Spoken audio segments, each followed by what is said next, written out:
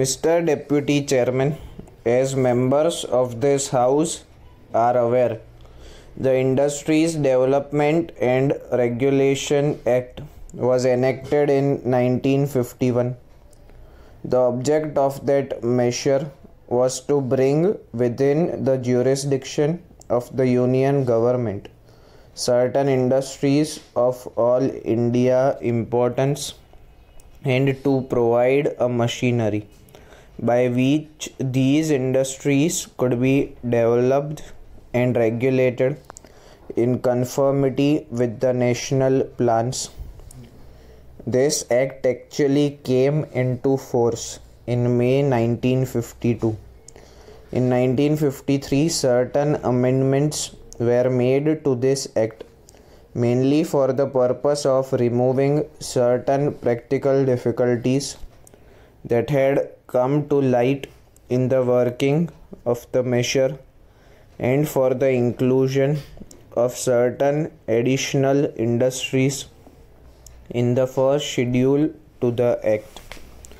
Honorable members of this House might remember that when the Industries Development and Regulation Act was originally enacted in 51, some apprehensions were entertained and expressed in some quarters that this measure might interfere unduly with the working of industries and might even retard the progress and growth of the industrial development of the country.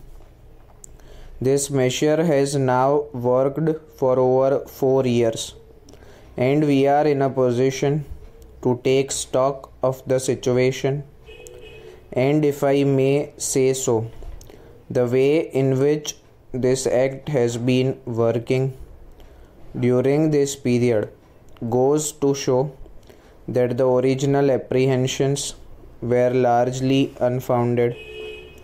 In fact, there has of late been a demand from the public that the scope of the act should be enlarged with a view to including therein some more industries. As a matter of fact, sir, more and more requests are pouring in from the industries themselves that some of them may be brought within the purview of the Act.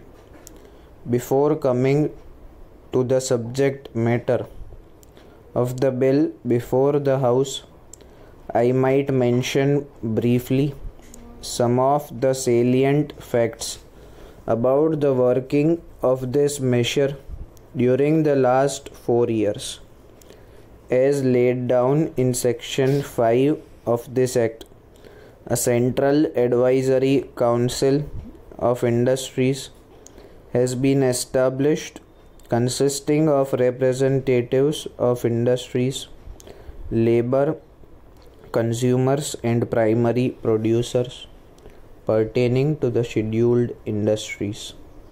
This body has held 7 meetings so far and advised government on problems relating to the scheduled industries. Sir, with your permission, I take this opportunity of extending my grateful thanks to the members of this council for their advice.